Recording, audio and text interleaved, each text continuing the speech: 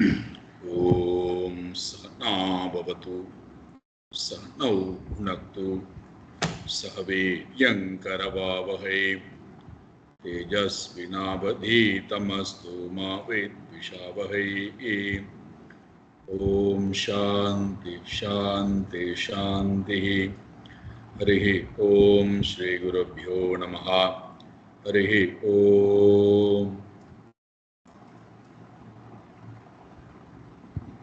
सच्चिदानन्दरूपाय विश्वोत्पत्त्यादिहेतवे तापत्रयविनाशाय श्रीकृष्णाय वयं नमः.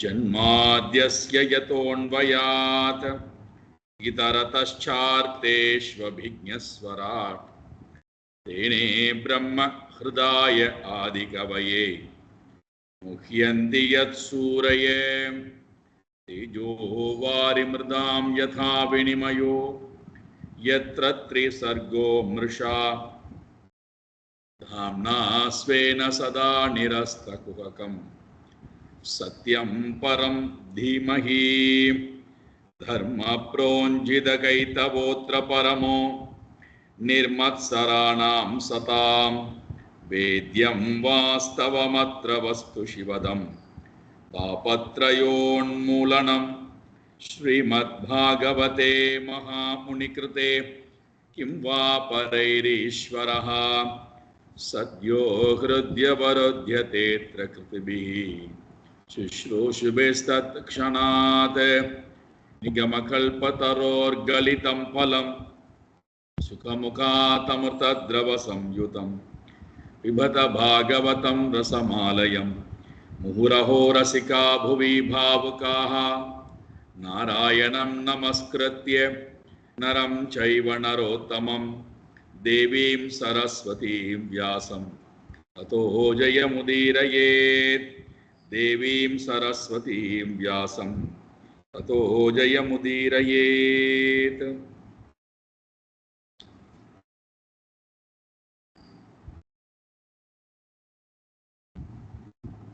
யஜ்ஞம், தானம், தவம், இந்த மூன்றினால் நமக்கு கிடைக்கக்கூடிய நன்மை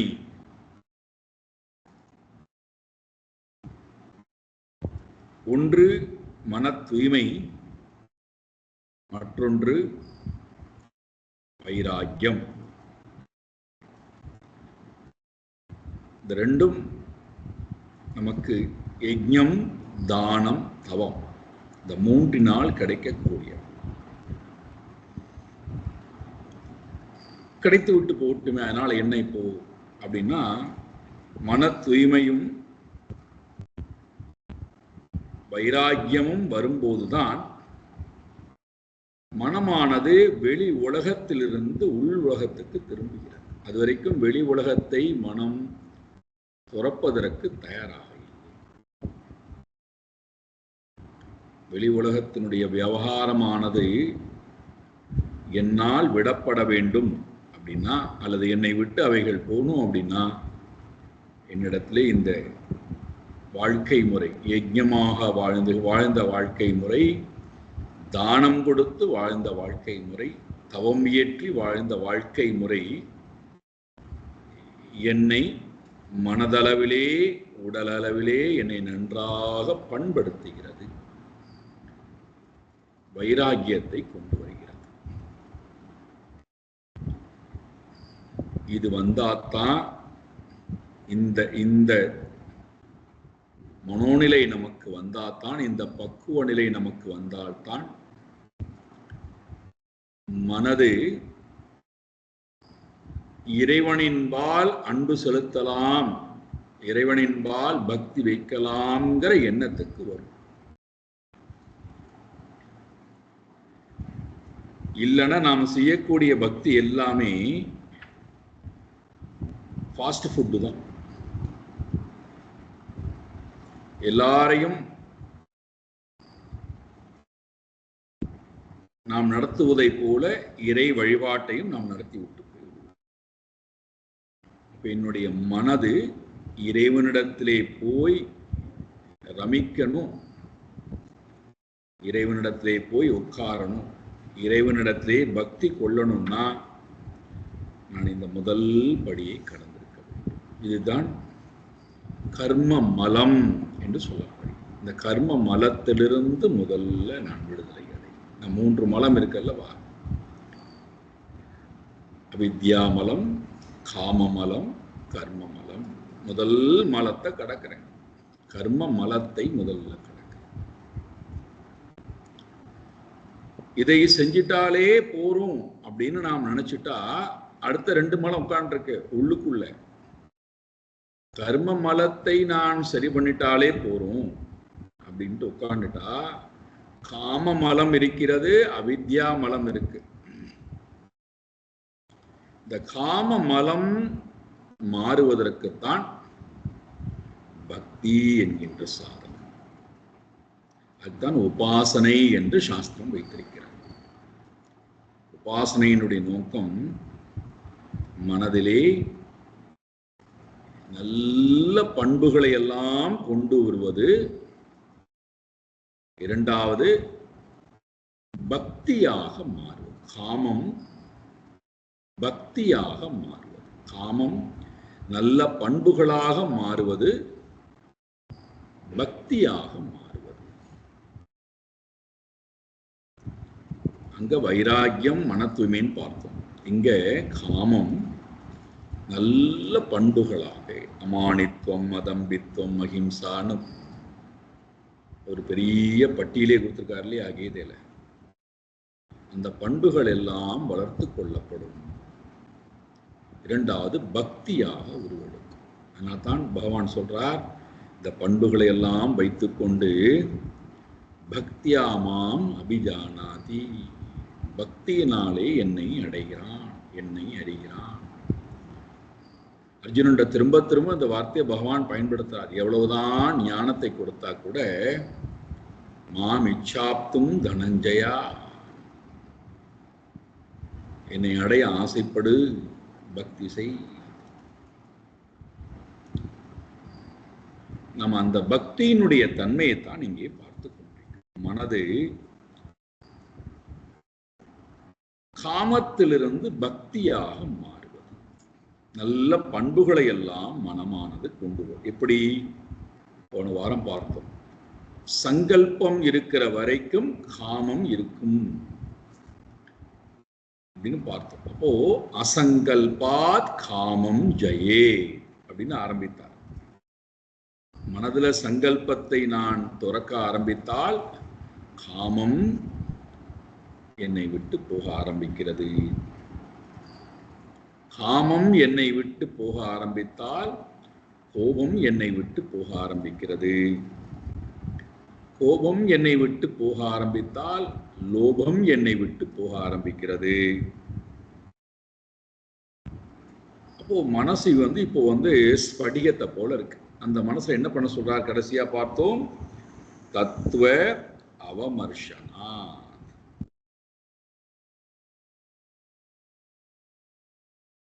எப்பொழுது நான் உண்மை தத்துவத்தை ஆராய்ந்து பார்க்க ஆரம்பிக்கின்றேனோ, தத்துவம் உண்மை பொய், 2 பொருள் தான் இருக்கு, உண்மை பொய். அல்லது எப்படி சொல்லணும்னா, உண்மையே பொய்யாகவும் தெரிகிறது. உண்மையே பொய்யாகவும் தெரியும். நம்மால இந்த உண்மைதான் பொய்யாகவும் தெரிகிறது என்று தெரியாதனால தான் இந்த உண்மையை பொய்யாக என்னால பார்க்க முடியாததுனால தான் பொய்யை பார்க்கிறோம். உண்மையை பார்ப்பதற்கு நம்முடைய மனம் தகுதி படைத்ததாக இல்லை, தயாராகவும் இல்லை. அது எப்படி உண்மையே பொய்யா இருக்க முடியும்? ஆச்சரியம். அதனால தான் அதை என்ன சொல்லிட்டாருன்னா, அனிர்வச்சனீயம் சொல்லிட்டார். அது வார்த்தையால விவரிக்க முடியாது.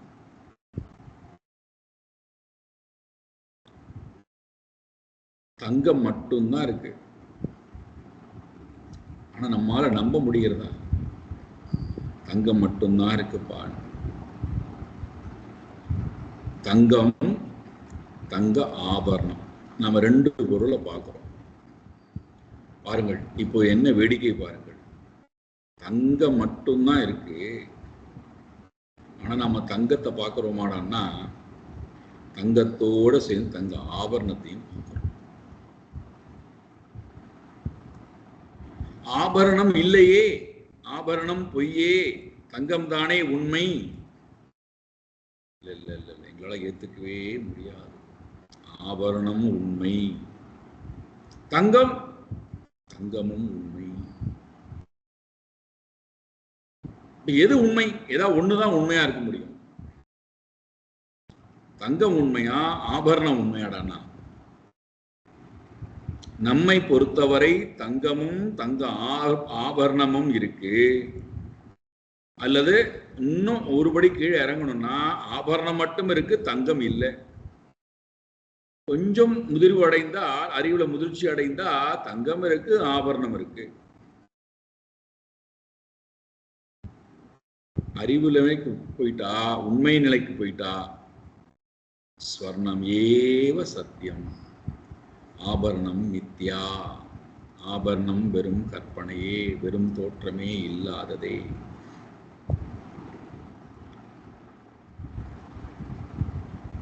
சரி, இப்ப இதை பார்த்து இப்ப என்னதான் பண்ண போறோம்? இந்த மெய்யை பார்த்து இப்ப என்னதான் பண்ண போறோம்? மாணிக்கவாசகர் ரொம்ப அழகா சொல்லிட்டார். மெய்யை பார்த்தால் மெய்யே உன் பொன்னடிகள் கண்டு இன்று வீடுற்றேன். அவ்வளவுதான். மெய்யை பார்த்தால் வீடு பேடு, பொய்யை பார்த்தால் யமலோகம். அவ்வளவுதான், ரொம்ப சுலபம். எது வேணும் நான் தான் முடிவு பண்ணணும். நான் மெய்யை பார்த்தால் மெய்யே உன் பொன்னடிகள் கண்டேன் இன்று வீடுற்றேன், வீடு பேற்றை அடைந்தேன் மெய்யை பார்த்ததனால். பொய்யை பார்த்தால் யமலோகம் காத்து கொண்டிருக்கிறது. புனரப்பி ஜனனம் புனரப்பி மரணம் புனரப்பி ஜனனி ஜடரே சயனம். இப்போ என்னை பயத்திலிருந்து விடுவிப்பது யாரு? லோபத்திலிருந்து பயம் வருகிறது, காமத்திலிருந்து கோபம், கோபத்திலிருந்து லோபம், லோபத்திலிருந்து பயம். இந்த பயத்திலிருந்து என்னை விடுவிக்கணும்னா யார் என்ன விடுவிப்பா?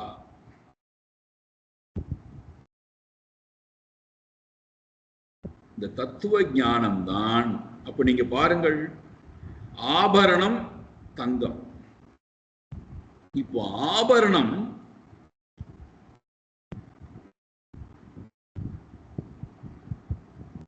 அதனுடைய வடிவமானது இழக்கப்பட்டால்,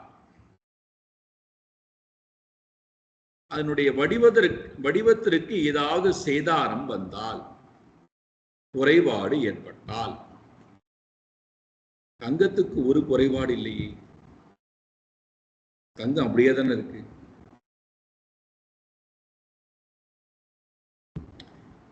நமக்கு அந்த ஞானம் இருக்கிறதுனால தான் தங்க ஆபரணத்திற்கு சேதாரம் வந்தாலும், குறைபாடுகள் வந்தாலும் நம்ம வருத்தப்படுறதே இல்லை. ஏண்டானா தங்கத்துக்கு ஒரு குறைபாடு இல்லை நமக்கு தெரிஞ்சதுனால அது நேர எடுத்துக்கொண்டு போகிறோம் ஆசாரிய இடத்திலே. இதை கொஞ்சம் சரி பண்ணி கொடுங்களேன், இந்த குறைபாட்டை சரி பண்ணி கொடுங்களேன். அங்கே குறைபாடு சரி பண்ணப்பட்டது வடிவம் தானே தவிர தங்கம் அல்ல.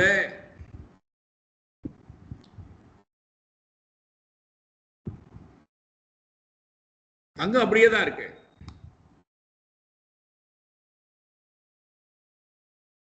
இப்ப நமக்கு எதை கண்டு பயம்? ஆபரணத்தை கண்டு பயமா, தங்கத்தை கண்டு பயமானா? தங்கத்தை கண்டு பயப்பட வேண்டிய அவசியம் இல்லை. காரணம் அதற்கு எந்த சேதாரமும் இல்லை, சேதாரமும் வராது, எந்த குறைபாடும் வராது. ஆபரணத்திற்கு இருப்புத்தன்மையே கிடையாதே, ஆபரணம் பொய்யாச்சே. ஏன்னா நம்ம எல்லா ஆபரணத்தையும் எடுத்துன்னு போய் நமக்கு அந்த ஆபரணம் ரொம்ப சிரேஷ்டம், அது கொண்டு போய் நீங்க ஆசாரிட்ட கொடுத்தா நம்ம கண் முன்னாடியே தங்கத்துல போட்டு உரிக்கிறோம், அது வடிவம் போயிட்டு. நான் கொடுத்த ஆபரணம் எங்கே இருக்கு பார், இதுதான் நீ கொடுத்த ஆபரணம்.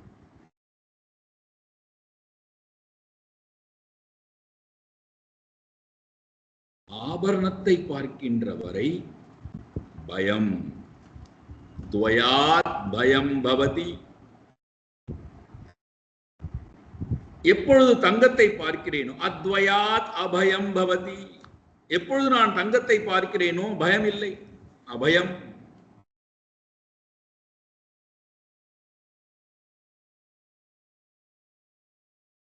இந்த வேதாந்த ஞானம் இருக்கு பாருங்கள். இப்ப இந்த ஞானம், இப்ப நாம் சொல்லக்கூடிய இந்த உதாரணம், இந்த ஞானம் இருக்கு பாருங்கள்.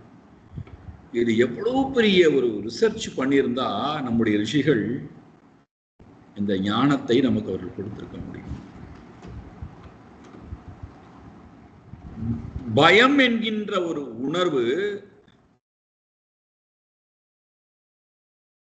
நம்ம எந்த அளவுக்கு நம்மை உலுக்கி எடுக்கிறது.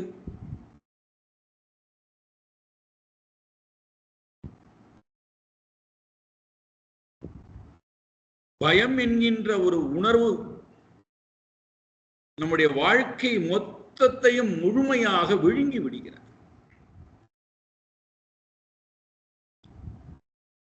காரணம் என்னடானா, இந்த கர்த்தா வாசனையுடன் தன்னை இணைத்துக் கொள்கிறான், கரணத்துடன் தன்னை இணைத்துக் கொள்கிறான், காரியத்துடன் தன்னை இணைத்துக் கொள்கிறான். அதுதான் தான் நினைக்கிறான். இப்ப இதெல்லாம் ஆபரணம்.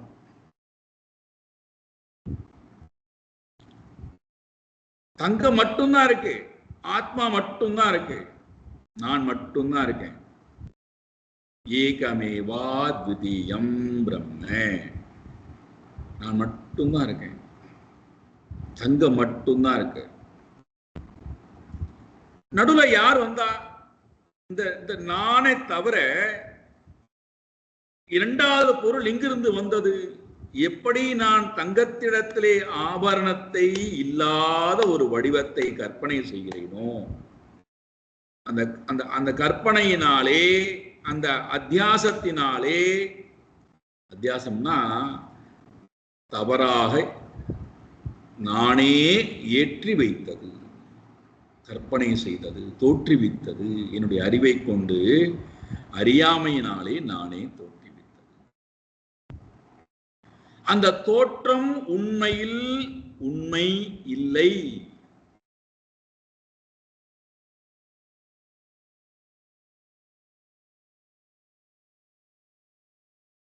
தவறாக என்னால் தோற்றுவிக்கப்பட்ட அந்த தோற்றம்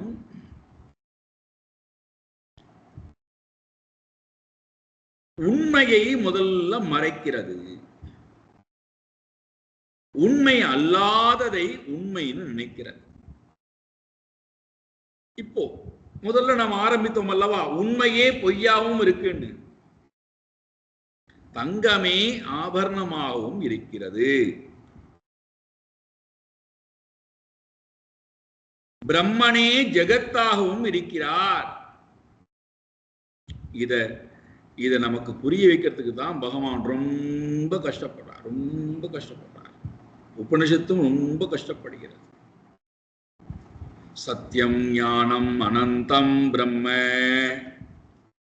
யோ வேத நிகிதம் குஹாயாம் பரமே வியோமன் சோஷ்ணுதே சர்வான் காமான் சஹா பிரம்மனா விபஷ்சிதேதி. போய்கொண்டே இருக்கு. தைத்திரிய உபநிஷத்துல நம்ம பார்த்தோம். சத்தியம் ஞானம் அனந்தம் பிரம்ம. இப்ப அந்த பிரம்மன், சத்தியம் ஞானம் அனந்தம் சொல்லக்கூடிய அந்த பிரம்மன் தான் பஞ்சபூதங்களாக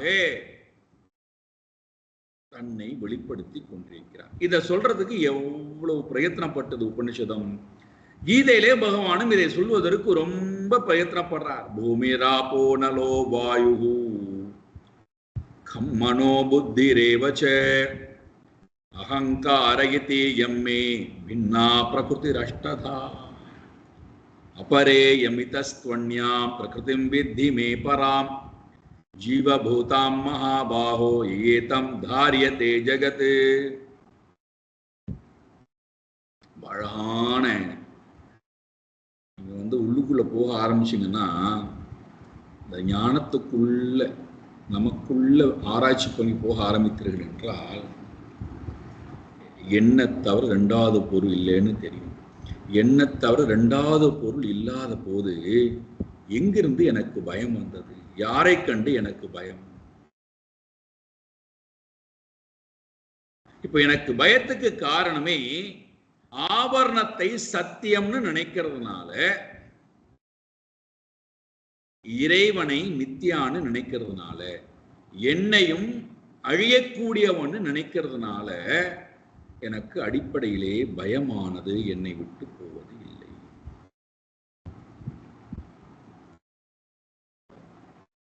இந்த பயத்தினுடைய வெளிப்பாடுதான் உடல் நிலையிலே என்னை நான் காப்பாற்றி வைத்துக் கொள்ள வேண்டும், உறவு நிலையிலே உள்ளத்து நிலையிலே என்னை நான் காப்பாற்றி வைத்துக் கொள்ள வேண்டும். அப்ப என்ன பண்ணுவது? அர்த்த காமத்தை கெட்டியா பிடிச்சுக்கிறோம். செல்வத்தையும் இன்பத்தை யார் கொடுப்பார்களோ அவர்கள் எல்லாரும் ரொம்ப வலிமையாக இன்னும் சொல்லணும் பிடிச்சு தொங்குறோம். நாமளும் பயத்திலிருந்து விடுபட தயாரா இல்லை, மற்றவர்களையும் பயத்திலிருந்து விடுவிப்பதற்கு தயாராக. இது கேட்டா நம்ம அன்புன்னு சொல்லிக்கிறோம், ரொம்ப அக்கறைன்னு சொல்லிக்கிறோம், என்னெல்லாமோ வார்த்தையெல்லாம் போட்டுக்கிறோம். ஆனா அடிப்படையில் என்னடான்னு பார்த்தா, நீ என்ன பிடிச்சிக்கோ நானும் உன்னை பிடிச்சிக்க, ரெண்டு பேரும் முன்னையே போக்கூடாது, முன்னையே போக்கூடாது. ஒரு படத்துல பார்த்தீங்கன்னா அழகா இருக்கு, ஒரு அழகான வேதாந்த நகைச்சுவை காட்டுவான். ஒருவன் வேகமாக மேலே ஏறுகிறான் ஏனியில, பின்னாடி வந்தவன் இவன் ஏறக்கூடாது, அவன் காலை பிடிச்சுக்கிறான். இப்ப இவன் காலை பிடிச்சு கீழே இழுக்கிறான். பின்னாடி வந்தவன் மூணாவது வந்தவன் என்ன பண்ணான், அவன் நீ எப்படி மேலே ஏறலாம், எனக்கு முன்னாடி நான் உன்னை பிடிச்சுக்கிறேன், நீ என்னை விட்டு மேலே ஏறக்கூடாது. இப்போ மூன்று பேரும் கீழ் நோக்கி இழுக்கப்படுகிறான். மேல ஒருத்தன் இருக்கான், நாலாவது ஒருத்தன், அவன் இந்த முதல்ல இருக்கக்கூடியவனுக்கு கை கொடுக்குறான், வந்துடுறான். இப்ப என்னடா இருந்தான், மூணு பேர் சேர்ந்து மேல இருக்கிறவனை பிடிச்சு இழுக்கிறான். இறைவனை நம்ம லெவலுக்கு இழுக்க ஆரம்பிச்சோம். இந்த மூன்று நிலைகளிலும் கர்த்திருத்துவ பாவம், கரண பாவம், காரிய பாவம், இதை நான் நினைக்கிறவரை, அசத்தியத்தை சத் என்று நினைக்கிறவரை, அனாத்மாவை ஆத்மா என்று நினைக்கிறவரை, அதுதான் உண்மைன்னு நான் தியானிக்கிறவரை என்னை விட்டு பயம் போகா. நீங்க என்ன வேணா ஸ்லோகம் சொல்லுங்கள், என்ன வேணா கூத்தாடுங்கள், என்ன வேணா வேத மந்திரங்கள் சொல்லுங்கள், என்ன வேணா பூஜை செய்யுங்கள், என்ன வேணா தான தர்மங்கள் கொடுங்கள், ஒரு மாற்றம் வராது. ஏன்னா அடிப்படையிலே நமக்கு என்ன குறைபாடு இருக்குன்னு தெரிந்து கொள்ளாதவரை, அதை சரி செய்யாதவரை வெளியில நீங்கள் எந்த பரிகாரங்களை செய்தாலும், நம்ம என்னென்னலாம் கூத்தடிக்கிறோமோ கூத்தடிக்கிறோம், அதுக்கு பக்தின்னு வேற சொல்லிக்கிறோம்.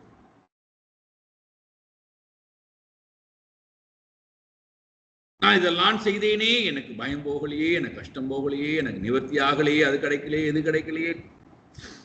அடிப்படையிலே குறைபாடு என்கிட்ட இருக்கு. அனாத்மாவை நான் தூக்கி எறியாத வரை, ஆத்மாவிட்ட நான் போகாத வரை,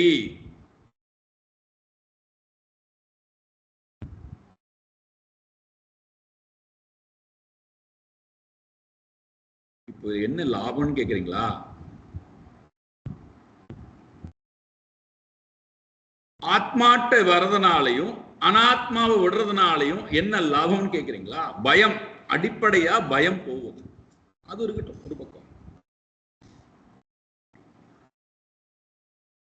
எப்பொழுது நான் ஆத்மாவை நோக்கி வர ஆரம்பித்து விடுகிறேனோ, அந்த ஞானம் என்னை ஆத்மாவை நோக்கி கொண்டு வந்து விட்டது என்றால், அனாத்மாவிடத்திலே என்னுடைய நேரத்தை நான் விரயம் செய்ய மாட்டேன். இது முதல் லாபம். அனாத்மாட்ட போய் நம்ம எவ்வளவு நேரம் செலவு பண்றோம். காரியத்திடத்திலே, கர்ணத்திடத்திலே, கர்த்தாவுக்கு இந்த அனாத்மாவிடத்துல போய் எவ்வளவு மணி நேரம், இன்னும் சொல்ல போனா ஆயுள் முழுக்க அதற்குத்தான் நாம் செலவு பண்றோம்.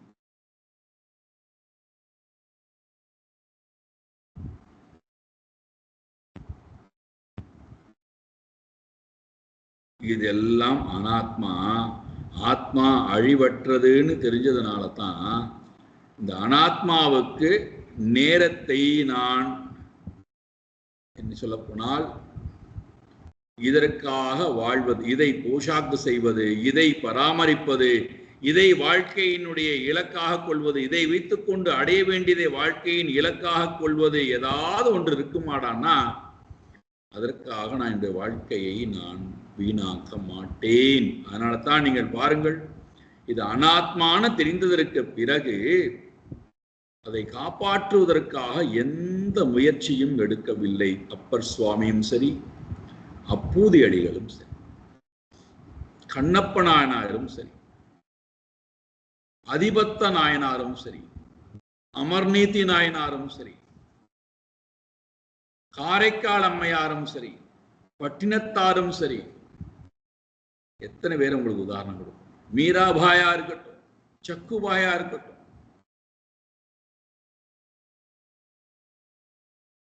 புரந்தரதாசரா இருக்கட்டும்,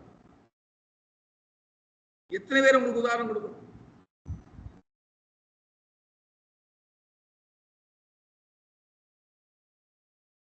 அதனால்தான் அப்பர் சுவாமி எல்லா மரணத்தினுடைய சம்பவத்தையும் சந்திக்கக்கூடியவர். என்ன அழகா அவர் இதெல்லாம் அனாத்மாப்பா, அனாத்மா ஒன்னால என்ன பண்ண முடியும்? ஆத்மா ஒன்னு அழிக்கவே முடியாது. அனாத்மா ஒன்னு என்ன பண்ண முடியும்? சொற்றுனை வேதியன் ஜோதிவானவன் ஆத்மாவுடைய சுரூபத்தை சொல்றார். சொற்றுனை வேதியன் ஜோதிவானவன் ஒற்றுனை தீருந்தடி பொருந்த கை தோழ கற்றுனை பூட்டிவோர் கடலில் பாய்ச்சினும் நற்றுணையாவது நம சிவாயவே.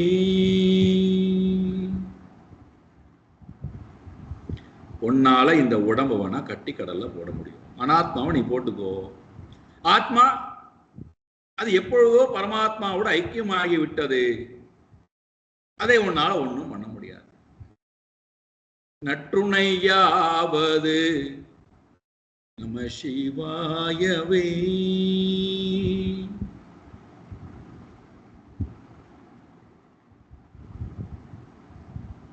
என்ன உயர்ந்த நிலையிலே உண்டான பக்தி, என்ன உயர்ந்த நிலையிலே உண்டான. அப்போது நாவுக்கரசர் தான் அப்படின்னா தன்னுடைய மாணவன் அப்போது அடிகள் ஒருபடி மேலேயே போறார். இறந்த பிணத்தை, தன் மூத்த பையனை வீட்டுக்கு பின்னாடி வாழை இலையிலே மூடி கட்டி ஓரமாக வைத்து விட்டு இந்த காரியத்தை பின்னாடி பார்த்துக் கொள்ளலாம், என்னுடைய குருவுக்கு பண்ண வேண்டிய பணிவிடை இருக்கின்ற, அதுதான் முக்கியம், அவருக்கு நான் அமுது படைப்பதுதான் முக்கியம், ஆயினால் இந்த காரியத்தை நான் கவனிக்கிறேன். சிரேஷ்டம், என்ன சிரேஷ்ட வாழ்க்கை முறை.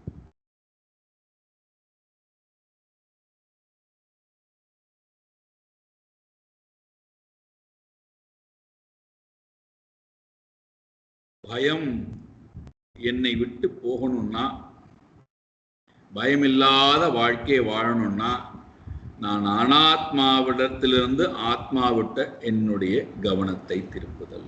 அதனால்தான் தத்துவ அமர்ஷனாத் பயம் தியஜேத், பயத்தை வெற்றி பெறுவாயாக, ஜெயேத். அப்போ முதல் லாபம், நான் எப்பொழுது அனாத்மாவிடத்துல ஆத்மாட்ட போகிறேனோ அப்பொழுது அனாத்மாவுக்காக என்னுடைய வாழ்க்கையை முழுக்க செலவு பண்ணுகிறேன் அல்லவா, அதிடத்திலிருந்து எனக்கு விடுதலை என்பது கிடைக்கிறது. ஓய்வு என்பது கிடைக்கிறது, நிறைய நேரம் மிச்சமாகின்றது. உடல், மனது, அறிவு பலம் பொருந்தியதாக, ஆரோக்கியம் உடையதாக ஆகிறது.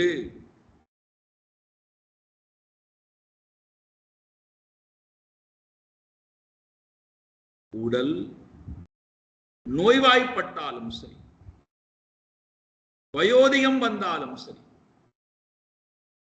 மரணம் அடையக்கூடிய ஸ்திதி வந்தாலும் சரி, தனிமையிலே இருந்தாலும் சரி, கூட்டத்துடன் இருந்தாலும் சரி, இவன் ஆத்மாவுடன் இருப்பதனால யோகரதோவா போகரதோவா சங்கரதோவா சங்க விஹீனா.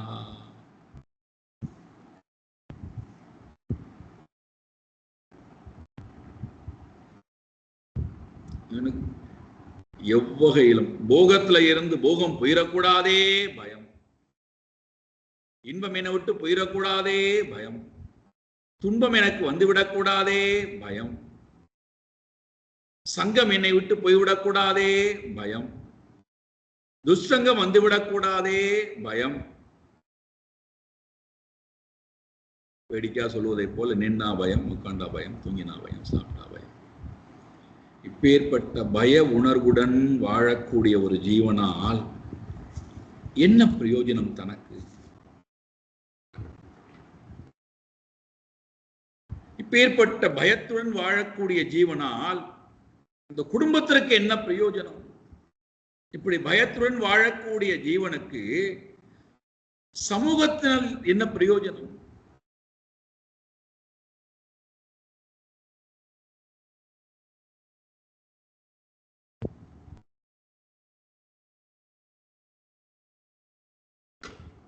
இது ரொம்ப முக்கியம். என்னடான்னா அடுத்த தோஷம் என்னடான்னா பயம் உடைய மனம்.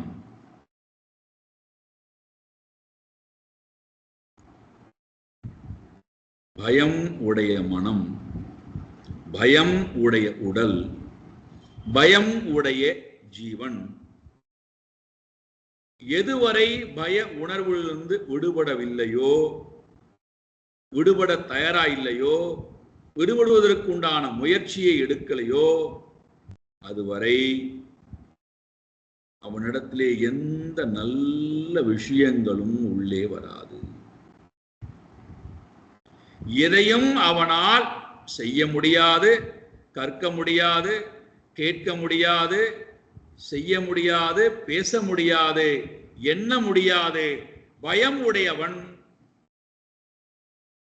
தன்னைத்தானே தனிமைப்படுத்திக் கொள்கிறான். பயம் உடையவன் தனக்குள்ளேயே ஒரு ஆயுள் கைதியாக வாழ்கிறான்.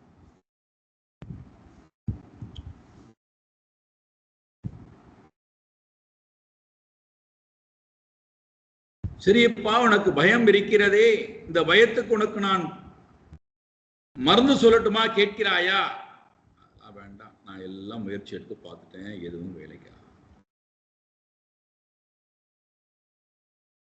காது கேட்காது, நல்லதை கண்கள் பார்க்காது, நல்லதை படிக்காது, நல்லதை எண்ணாது, நல்லவர்களுடன் சேராது.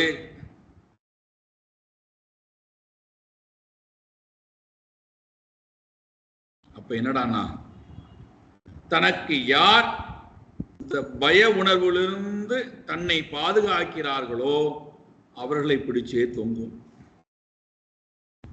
அவர்களை துவம்சம் பண்ணும், உண்டு இல்லைன்னு ஆக்கும், அவர்களை எப்ப பார்த்தாலும் காயப்படுத்தும், அவர்கள் தன்னுடனேயே 24 மணி நேரம் இருக்கணும்னு விரும்பும். இன்னைக்கெல்லாம் கேட்கவே வேண்டாம், முன்னாடியாவது நமக்கு இந்த செல்போன்கிற ஒரு ராட்சசன் இல்லை. இந்த செல்போன் வந்ததுனால ராத்திரி 2 மணி 3 மணி 4 மணி 12 மணி 1 மணி எந்த நேரம்லாம் கிடையாது. தனக்கு எப்பெல்லாம் பயம் வருதோ அப்பெல்லாம் where are you, what are you doing? So பய உணர்வு இறைவனிடத்தில் நம்மை வெகு தூரம் பிரிக்கிறது. இறைவனை சிந்திப்பதற்கும் அது தயாராக இல்லை. நீங்க அப்பேற்பட்டவன்ட்ட போய் ராமா ராமா சொல்லுடாப்பா, பயம் போயிருண்டா. மிருத்யுஞ்சய மந்திரம் சொல்லு, பயம் போயிடும். சொல்லக்கூடிய தகுதி இருந்ததா தானாவே சொல்லிருக்குமே.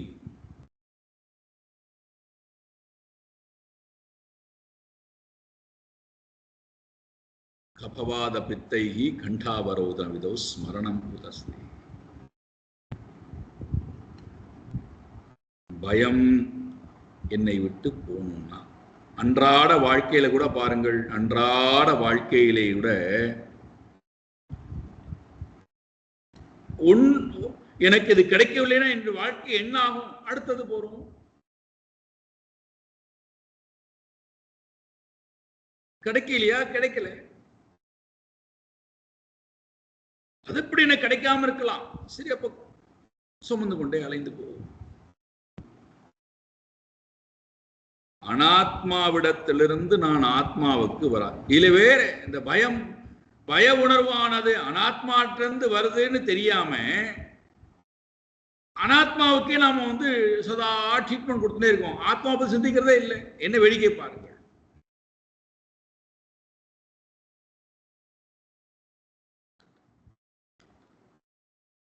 யோக அபியாசம் பண்ணால் பயம் போய்விடும். மூச்சு பயிற்சி செய்தால் பயம் போய்விடும்.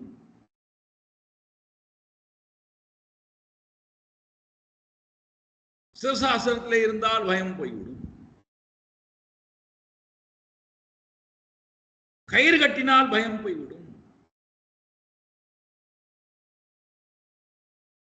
ஏற்கனவே அனாத்மாவினுடைய தியானத்தினாலதான் பயமே. மீண்டும் நான் அனாத்மாவுக்கே நான் சோறு போடுவேன்னா, அனாத்மாவையே நான் சரி செய்வேன்னா, அனாத்மாவை தூக்கி எறியதற்கு நான் தயாராக இல்லாத வரை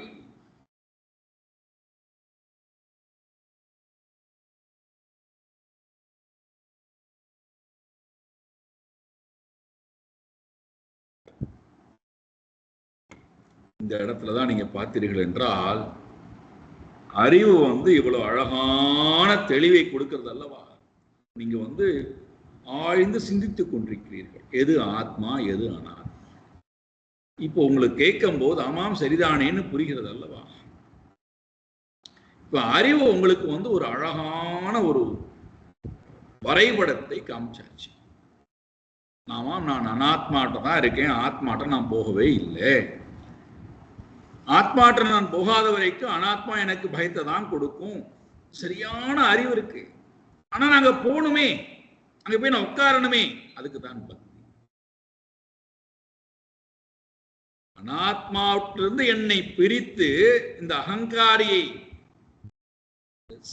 இந்த சின்ன கூட்டுக்குள்ள இருக்கின்றானே, வாசனாவுடன் கூடிய, கரணத்துடன் கூடிய, காரியத்துடன் கூட இருக்கக்கூடிய அந்த அகங்காரியை பிரிச்சு இழுத்து ஆத்மாட்ட கொண்டு போய் நான் வைக்கிறோம் அல்லவா, அதுக்கு பேர் தான் பக்தி. ஸ்வஸ்வரூப அனுசந்தானம் பக்தி ரீத்ய விதீயதே.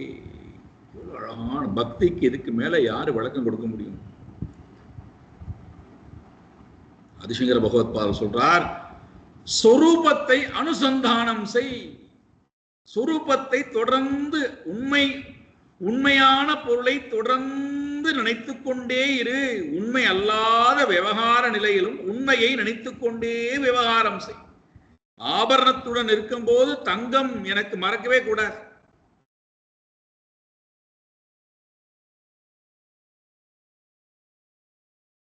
நான் கரணத்தோடும் காரியத்தோடும் கர்த்திருவ பாவத்தோடும் இருக்கும் போது நான் உண்மையான கர்த்தாவை நான் மறவாமல் இருந்தால், அவருடனேயே நான் ஐக்கியமாகி இருந்தால்,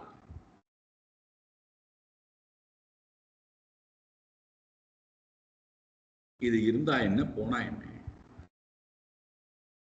அழகா இருந்தா என்ன, அகோரமா இருந்தா என்ன, அசிங்கமா இருந்தா என்ன, நல்ல பண்புடன் இருந்தான், நல்ல பண்பு இல்லாமல் இருந்தா என்ன, வியாதியோட இருந்தானே, வியாதி இல்லாமல் இருந்தால் என்ன, உறவோட இருந்தால் உறவு இல்லாமல் இருந்தால் என்ன, வேலை இருந்தால் என்ன, வேலை இல்லாமல் போனால் என்ன, அறிவு இருந்தால் என்ன, அறிவு இல்லாமல் போனா என்ன? எல்லாமே மித்துதானே.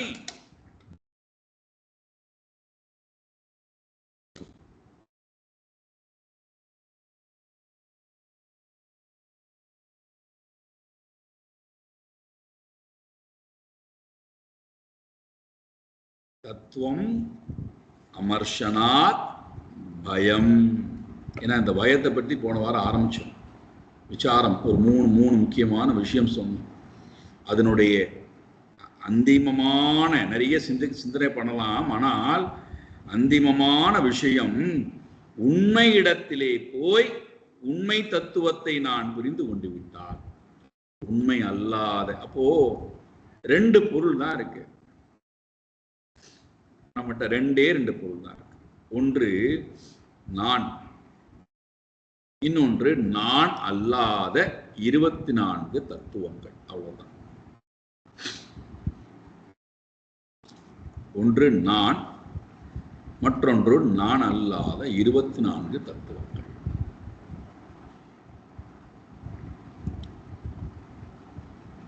இப்ப இந்த 24 தத்துவமும் ஒன்று இடத்திலே ஏற்றி வைக்கப்படுகிறது. 24 எடுத்து விடுங்கள், ஒன்னே ஒண்ணு மட்டும்தான்.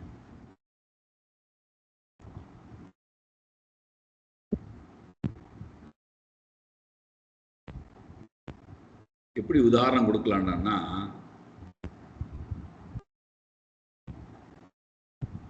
குழந்தையினால அந்த குழந்தை மேலே நாம் அணிவித்திருக்கக்கூடிய வஸ்திரத்திற்கு அழகா, அல்லது வஸ்திரத்தினால குழந்தைக்கு அழகாடானா, அந்த குழந்தை உயிரோடு இருக்கிறதுனால, அந்த குழந்தை அழகா இருக்கிறதுனால, நல்ல வண்ணத்தோட இருக்கிறதுனால, நல்ல சிரிப்புடன் இருக்கிறதுனால, அந்த குழந்தைக்கு அந்த வஸ்திரமானது ஏற்றி வைக்கப்படும் போது அந்த குழந்தையினால் அந்த வஸ்திரத்திற்கு அழகே தவிர வஸ்திரத்தினால் குழந்தைக்கு அழகா இல்லை. காரணம், அந்த குழந்தை ஏற்கனவே அழகா தான் இருக்கு. நீங்க வஸ்திரம் போடாட்டாலும் அந்த குழந்தை அழகுதான். வஸ்திரம் போட்டதுனால அந்த குழந்தைக்கு அழகு வந்துடானா, வஸ்திரத்தினால அழகாடானா இல்லை. அனாத்மாவால ஆத்மாவுக்கு ஒன்றும் கொடுக்க முடியாது. அதே போல உண்மையான நான் இருப்பதனால பொய்யான இந்த பஞ்ச வஸ்திரங்கள் இருக்கல்லவா, அன்னமயம், பிராணமயம், மனோமயம், விஞ்ஞானமயம், ஆனந்தமயம்ங்கிற இந்த வஸ்திரங்கள் இருக்கல்லவா, இது ஆத்மாவிடத்திலே ஏற்றி வைக்கப்பட்ட வஸ்திரத்தினால் எனக்கு அழகாடானா, நான் உயிரோட இருக்கிறதுனால, நான் அழியாமல் இருக்கிறதுனால, நான் அழகு உடையவனா இருக்கிறதுனால, நான் ஒளி பொருத்தியவனா இருக்கிறதுனால, இந்த அழகு இல்லாத பஞ்ச கோஷங்கள் அழகு உடையதாக தெரிகிறது. நான் போட்டும்,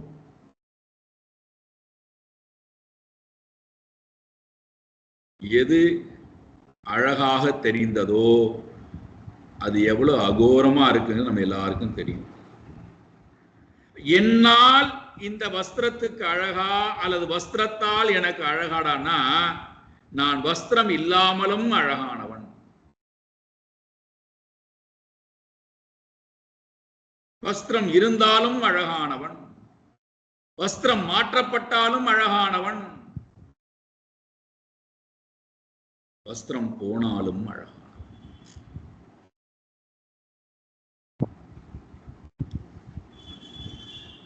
இந்த ஞானம் நம்மிடம் வந்ததுன்னா, இதை நான் தொடர்ந்து அனுசந்தானம் செய்தால் பயம் என்னை தொடாது. பயமில்லாத நான் இந்த உலகத்துல போய் அழகாக உறவாடுவேன், பயமற்று உறவாடுவேன். பயமற்று உறவாடும் போது நிறைய என்னால சாதிக்க முடியும், நிறைய என்னால அறிவை தீட்சண்யப்படுத்த முடியும், நல்ல விஷயங்களை என்னால் பார்க்க முடியும், நிறைய என்னால் உயர்ந்ததற்கு என்னுடைய நேரத்தை கொடுக்க முடியும்.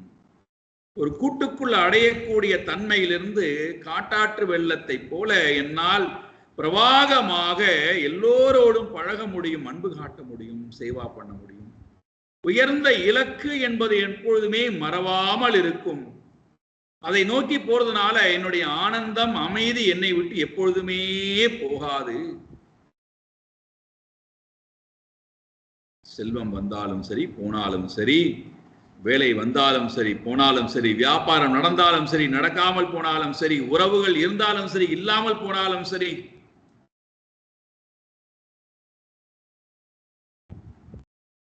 ஆனந்தோ பிரம்மே திவ்ய ஜானாத்.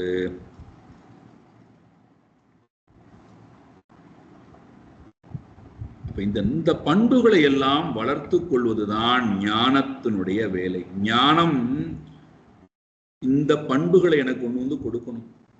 இந்த ஞானத்தை கொடுக்காம, இந்த பண்புகளை கொண்டு வந்து கொடுக்காம, நாஸ்திக கல்வியை, நம்முடைய அமைதிக்கும் ஆனந்தத்துக்கும் விரோதமான ஒரு கல்வியை நாம் இன்னைக்கு கல்வின்னு சொல்லிக்கொண்டு அதற்கு லட்சக்கணக்கில் பணத்தை செலவு செய்து அதற்காக போராடி வாழ்க்கையை முழுக்க, ஆயுளை முழுக்க, ஆரோக்கியத்தை முழுக்க தொலைத்து விட்டு அந்த கல்வி நமக்கு நீங்க கொடுத்திருக்கக்கூடிய பெரிய வலி இறைவனிடத்திலிருந்து என்னை வெகு தூரம் பிரித்திருக்கிறது. என்னிடத்திலிருந்து என்னை வெகு தூரம் பிரித்திருக்கின்றது. என்னுடைய உறவுகளிடத்திலிருந்து என்னை வெகு தூரம் பிரித்திருக்கிறது. என்னுடைய ஆயுள் ஆரோக்கியத்திலிருந்து என்னை வெகு தூரம் பிரித்திருக்கிறது. சமூகத்திடத்திலிருந்து என்னை ரொம்ப தூரம் பிரித்து விட்டது.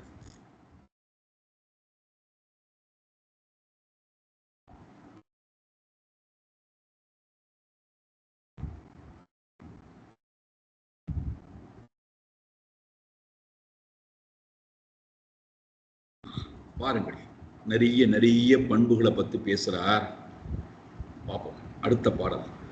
ஆன்வீக்ஷிக்யா சோகமோகௌ தம்பம் மகத் உபாசயா யோகாந்தராயான் மௌனேன ஹிம்சாம் காயாத் அநீகயா.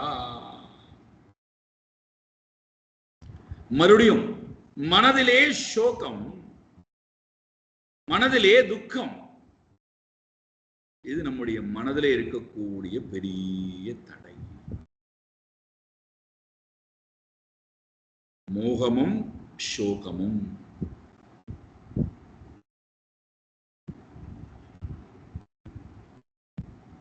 எது என்னை மோகிக்க வைத்தது? எதனால் எனக்கு சோகம்? மறுபடியும் சொல்றார், ஆன்மா வீக்ஷயா, ஆத்ம அனாத்மாவை பற்றின விவேக ஞானத்தின் மூலமாகத்தான், பகுத்தறிந்து பார்ப்பதின் மூலமாகத்தான்.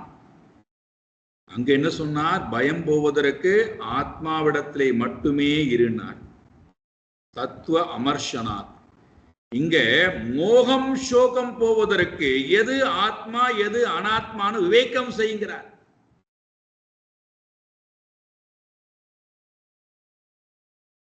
அங்கே தியானத்தில் அமர்ந்திருத்த நிதித்தியாசனம், இங்கே பகுத்தறிந்து பார்த்த எது ஆத்மா எது அனாத்மா.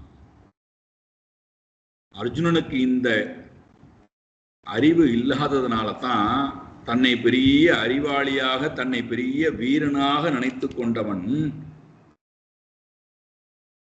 பகவான்கிட்ட கட்டளை இட்டான். முதல்ல சேனையோர் உபயோர் மத்தியே ரதம் ஸ்தாபய, ஏ அச்சுதா போ, என்னுடைய சேரட்டை கொண்டு போய் நிப்பாட்டு, என்னுடைய ரத்தத்தை கொண்டு போய் 2 சேனைகளுக்கும் நடுவில் கொண்டு போய் நிப்பாட்டு, நான் போரிட வேண்டும், யாரெல்லாம் வந்திருக்கிறார்கள் பார்க்க வேண்டும், கொண்டு போய் நிப்பாட்டு. சேனையோகோ உபயோகோ மத்தியே ரதம் ஸ்தாபய, கட்டளை வாக்கியம். பகவானை கொண்டு போய் நிப்பாட்டுறார். ஏதான் பஷ்யே, நீ யாரெல்லாம் பார்க்கணுமோ பாடுறாப்பா, அவ்வளவுதான். ஸ்வஜனம் ஹி கதம் ஹத்வா சுகினஸ்யாம மாதவா. ஏ மாதவா, என்னுடைய மக்களை கொன்று விட்டு எப்படி நான் சந்தோஷமா வாழப் போகிறேன்? அடே முட்டாளே, நீ வீரனை அல்லவாடா பார்த்திருக்க வேண்டும், எதிரியை அல்லவாடா பார்த்திருக்க வேண்டும். எங்கிருந்து வந்தால் அவனுடைய சுஜனங்கள் எங்க வந்துட்டான் பாருங்கள். ஆத்மாட்ட இருந்தவன் அனாத்மாட்ட வந்து தன்னுட கூட பிறந்தவர்கள், தன்னுடைய குரு, தன்னுடைய தாத்தா, தன்னுடைய மாமன்மார்கள், சித்தப்பா உடல்நிலைக்கு வந்து அனாத்மா நிலைக்கு வந்த உடனேயே அதுதான் மோகம். அதனுடைய வெளிப்பாடு என்ன? சோகம். தவிர்க்க முடியாததாக மாறிவிட்டது. இதை எடுத்து விடுறதுக்கு பகவான் எவ்வளவு கஷ்டப்படுறாங்க. ஒரு ஒரு ஒரு ஒரு கீதை உபதேசமே அதுக்காக பிறந்திருக்கிறது. வாருங்கள், அவன் இருக்கக்கூடிய மோகம் சோகத்தை எடுப்பதற்காகவே ஒரு உபதேசம், பகவத்கீதாங்கிற உபதேசம். அர்ஜுனனுக்கு தேவைப்பட்டது என்றால் நமக்கு தேவை இல்லையா? நம்ம மோகத்துல இல்லையா? சோகத்துல இல்லையா? நமக்கு கீதை வேண்டாமா? சொல்றார், ஆன்மா ஈக்ஷயா சோக மோகௌ. ஆன்மாவை பற்றின பகுத்தறிந்து பார்க்கக்கூடிய தன்மையினாலே மோகம் சோகம் இந்த ரெண்டும் இருந்தும் ஜயே வெற்றி பெறுவாயாக. விவேக ஞானம் நம்மை மோக சோகத்திலிருந்து விடுவிக்கிறது. வேற எந்த உபாயமும் செல்லுபடி ஆகாது. திரும்ப திரும்ப ஞாபகம் வைத்துக் கொள்ளும். வேற எந்த உபாயமும் இதற்கு செல்லுபடி ஆகாது. நாண்ய பந்தா விமுக்தையே அயனாயே. நாண்ய பந்தா, வேற எந்த மார்க்கமும் இல்லையா? அந்நியதே நாண்ய பந்தா விமுக்தையே, முக்தி அடைவதற்கு இதை தவிர வேற மார்க்கம் இல்லை.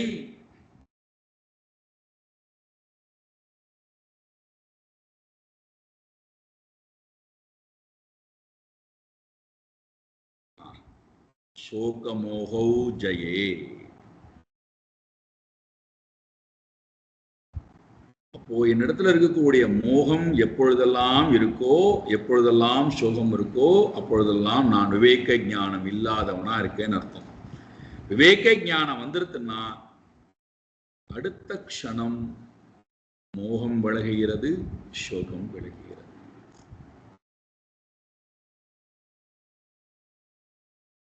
அறிவுக்கு நான் வேலை கொடுக்காத வரை ஒரு பிரயோஜனம் இல்லை நமக்கு. அறிவுக்கு நான் வேலை கொடுத்தா மட்டும்தான் என்னுடைய மனம் உயருமே தவிர, அறிவுக்கு வேலை கொடுக்காத வரை என்னுடைய மனம் உயராது. அதனால தான் நம்முடைய அறிவுக்கு வேலை நம்ம கொடுக்காதனாலதான் நம்முடைய மனமானது மோகசோகத்துக்கு வயப்பட்டிருக்கும் போது நம்மை மற்றவர்கள் அழகாக பயன்படுத்தி கொள்கிறார். உனக்கு சோகம் இருக்கா, உனக்கு பயம் இருக்கா, உனக்கு கஷ்டம் இருக்கா, வா இந்த பரிகார பூஜை பண்ணு, இதை செய், அதை செய், உனக்கு எல்லாம் சரியாயிரும். இதுல வேற 7 நாட்டு சனி நடக்கிறது, 2 சனி நடக்கிறது, அஷ்டமத்து சனி நடக்கிறது, ராகு இங்க பார்க்கிறார், கேது அங்க பார்க்கிறார், குரு இங்க பார்க்கிறார். இந்த கோயில்ல போய் இந்த பரிகாரம் செய், உனக்கு இந்த மாற்றம் ஆகும். இந்த ஆலயத்துக்கு நீ போயிட்டு வந்தால் உனக்கு இந்த மாற்றம் வந்து மாற்றப்படவே என்னுடைய மனசப்பா, மாற்றப்பட என்னுடைய அறிவை.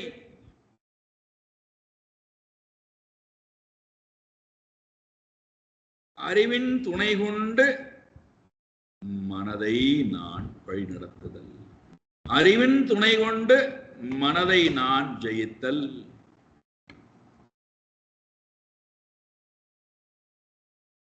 இல்லைன்னா என்ன ஆகும்? நிறைய பரிகாரங்கள் மக்கள் சொல்வார்கள். நானும் நிறைய பரிகாரங்கள் சொல்லலான் இருக்கேன். நிறைய ஏன்னா மக்களுக்கு அதுதான் ரொம்ப பிடிச்சிருக்கு. இதை செய், உனக்கு இதெல்லாம் நடந்து விடும், எனக்கு ஒரு 25,000 ரூபாய் கொடுத்து விடு, 50,000 ரூபாய் கொடுத்து விடு, உனக்கு எல்லாம் நடந்து விடும். என்கிட்ட ஒருத்தர் வந்தார்கள், ரொம்ப ஆச்சரியமா இருக்கு. நான் மனசுக்குள்ள சிரிச்சுட்டேன். அதுவும் காலங்காத்தால் 6 மணிக்கு பெல்லடித்து என்னை கூப்பிட்டு, நான் தியானத்தில் இருக்கேன், ரொம்ப பதற்றமான, நீங்கள் இங்கே இருக்கிறீர்கள்னு கேள்விப்பட்டோம், நீங்க ஏதோ சுவாமிஜின்னு கேள்விப்பட்டோம். சரி, அதனால இப்ப என்ன வேணும் உங்களுக்கு? எங்களுக்கு நீங்க வந்து குறி சொல்ல முடியுமா? என்ன குறி சொல்லணும்? இல்லை, நாங்கள் ரொம்ப கஷ்டத்தில் இருக்கோம், அதுக்கு ஏதாவது உங்கள்கிட்ட. நான் அந்த மாதிரியான சுவாமிஜி இல்லை. பின்ன நீங்க யாரு? நான் சாஸ்திரத்தை வந்து சொல்லக்கூடியவன், கீதை உபநிஷத்தை ராமாயணத்தெல்லாம் சொல்லக்கூடியவன், அதில் இருக்கக்கூடிய விஷயங்கள்லாம் சொல்லக்கூடிய, அதன் மூலமாக உங்களுடைய அறியாமையை போக்கக்கூடியவன். அதுக்காக தான் இங்கே உட்காண்டிருக்கு. அப்படியா? அது என்ன பண்ணும்? அது எதுக்கு நாங்கள் படிக்கணும்? படிக்க வேண்டாம், நான் படிக்க சொல்லலையே. அது எதுக்கு நீங்கள் சொல்லிக் கொடுக்கிறீர்கள்? அது இப்போ உங்கள்கிட்ட சொல்ல முடியாது, நீங்கள் போயிட்டு வாங்க.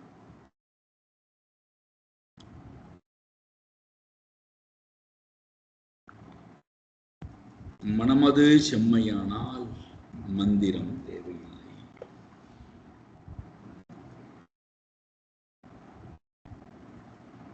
மோகம் சோகம் என்னுடைய குறைபாட்டினால வந்திருக்கு, வேற யாரும் காரணம் இல்லை. என்னிடம் இருக்கக்கூடிய சோகத்துக்கு காரணம் மோகம். அது எப்படி நீங்கும்?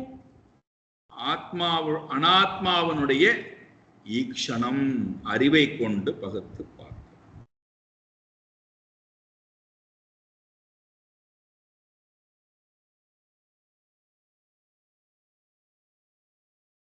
சரி, அடுத்தது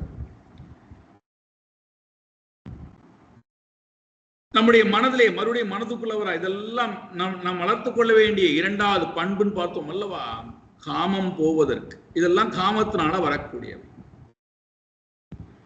இப்ப இந்த காமம் போவதற்கு, காமத்தினால வரக்கூடிய அடுத்த தோஷம் தான் தம்பம்,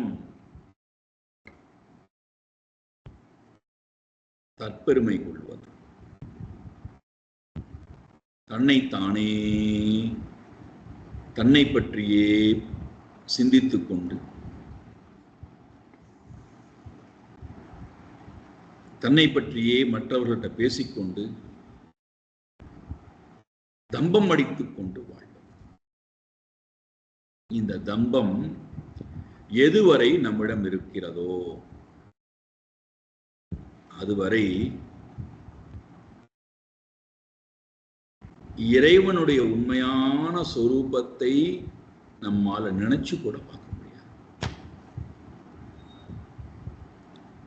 அதனால்தான் நிறைய மக்களுடைய வாழ்க்கையில பார்த்தீங்கன்னா தம்பத்தினால அவர்கள் கடவுளையே தனக்கு கீழே வச்சிருப்பாங்க.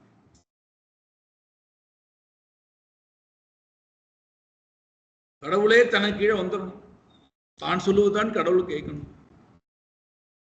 கடவுளுக்கே அந்த கதினா வீட்டில் இருக்கக்கூடிய மக்கள் நினைச்சு பாருங்க. தம்பத்தினுடைய தோஷம்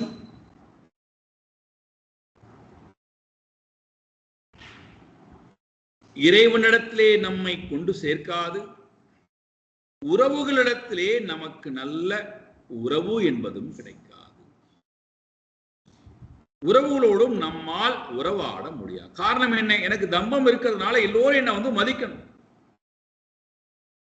எனக்கு எல்லோரும் சேவகம் பண்ணணும், என்னை எல்லோரும் புகழணும், என்னை எல்லோரும் ஸ்துதி பாடிக்கொண்டே இருக்கணும். இல்லைன்னா நானே போய் எல்லாட்டையும் என்னை பத்தி சொல்லி ஸ்துதி பாட சொல்லுவேன், மிரட்டுவேன். இந்த தோஷம் போவதற்கு என்ன வழி? சாயங்காலம் வாருங்கள் பார்ப்போம் சொல்றார். சாயங்காலம் பார்ப்போம். ஓம் பூர்ணமதః பூர்ணமிதம் பூர்ணாத் பூர்ணமுதச்யதே பூர்ணஸ்ய பூர்ணமாதாய பூர்ணமேவாவசிஷ்யதே. ஓம் சாந்தி சாந்தி சாந்தி. ஹரி ஓம் ஸ்ரீ குருப்யோ நமஹ. ஹரி ஓம்.